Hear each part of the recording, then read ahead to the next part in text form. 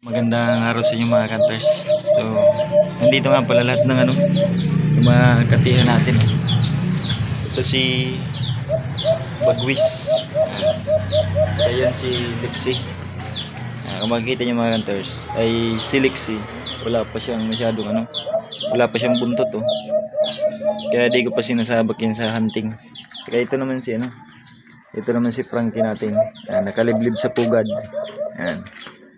Tapos ito mga hunters, magaling din to humuni, kaso hindi ko pa nasasabak sa hunting to. So tinitrain ko pa siya. So, yung isa natin, yung si Mr. D, ayan sa loob, Mr. D, kahit may tao, humuhuni talaga siya. So itong si Frankie natin, talagang mahilig to lumimlim sa pugad, kaso hindi yan nakampay. Ito medyo kumagampay na dito kami. Ano may galawin ko yan? Ano ba to? Ito yung kauna-unahan kong katihan mga hunters. Yan dyan, ginagamitan ko ito ng speaker. So ito si Lexi, ito yung pinakamaraming nahuli na. Siguro mga mahigit 20 piraso na. Tapos ito si Frankie ay dalawa pa lang nahuli niya. Ito wala pa. Yun, mahigit 10 piraso na rin mga hunters. Kahit may tao sa atin, itong si Mr. D talagang humuhuli siya. Itong dalawa naman mga hunters ay nag-aakitan itong dalawa na to. Kuya, halis dyan kuya. Nag-aakitan itong dalawa na to mga hunters.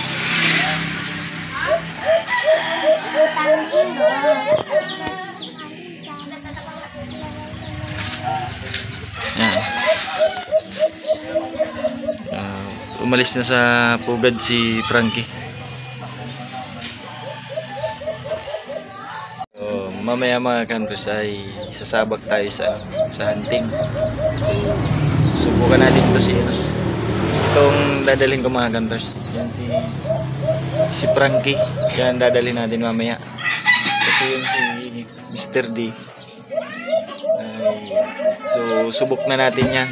Itong Frankie natin ay may 2 beses ko palang nadadala yan sa gubat. Pero magaling na rin yan humuni. Tsaka lumimlim sa pugad.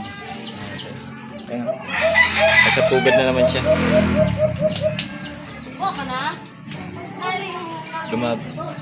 Lumimlim na naman siya sa pugad mga hunters. Ito mga hunters ay magaling din to humuni. Yan yung nahuli ni Lexi nung paulan. Napakatibay niya. Magaling humuni yan. Kapag doon ko lang yan nilalagay sa likod, ay sobrang galing niya talaga humuni. So nakikipagsagutan talaga siya sa mga alpas.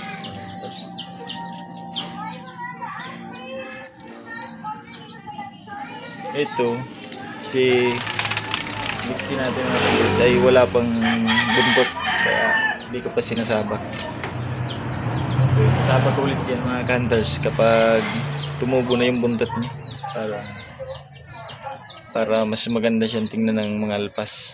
So, nagkakaakit talaga dapat yung tsura. Kaya mayroong lilimlim na ulit yan sa pugad mga hunters.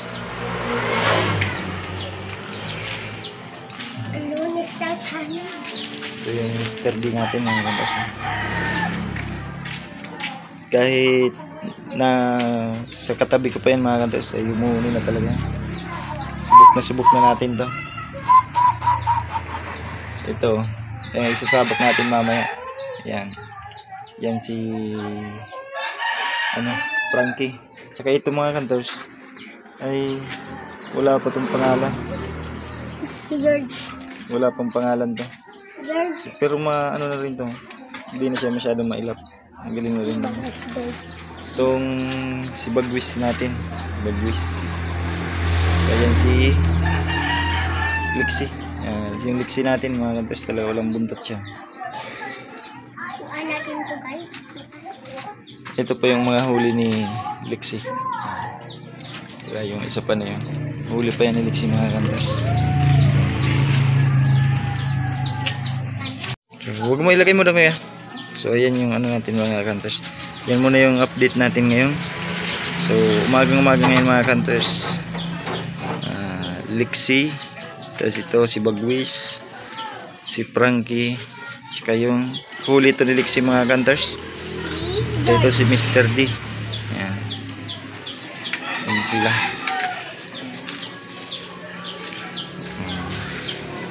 Yan muna yung update natin ngayon mga hunters.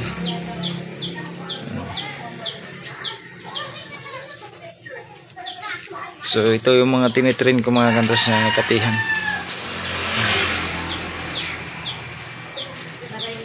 Kuya, hi.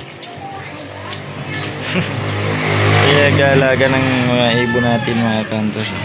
Si Kuya Charles. Ito nga pala yung nahuli natin nung ni Mr. D. Inakay.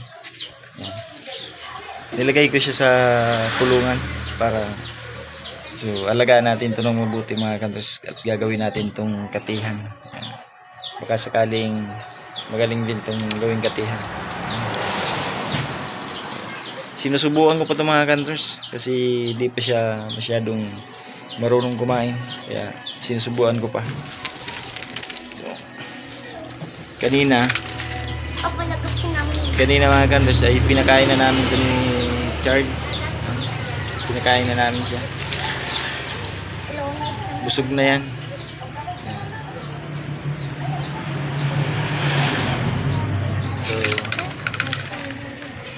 So ayan mga hunters, tatakpan na po natin to. Ay babalik na natin sila sa mga hula nila. Ayan. Itong si Frankie, sasaba ko to mamaya mga hunters. Abangan nyo to bukas kung makakahuli siya mga hunters. Ayan. So itong si Bagwis mga hunters ay dito to. Sabit lang yan. Diyan lang yan. Katabi silang tatlo dyan mga hunters.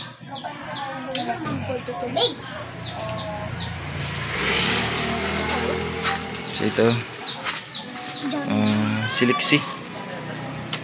Tatanggalin natin yung pugad mga hunters.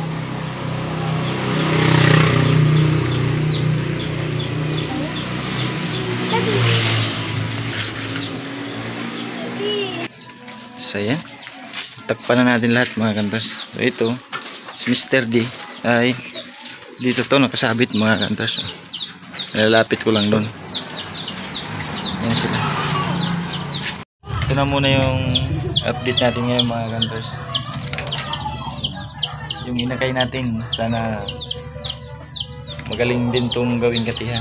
Sana pagdating na araw ay maging veterano tong katihan mga hunters. First time natin makahuli ng inakay mga hunters. Katabilag sila.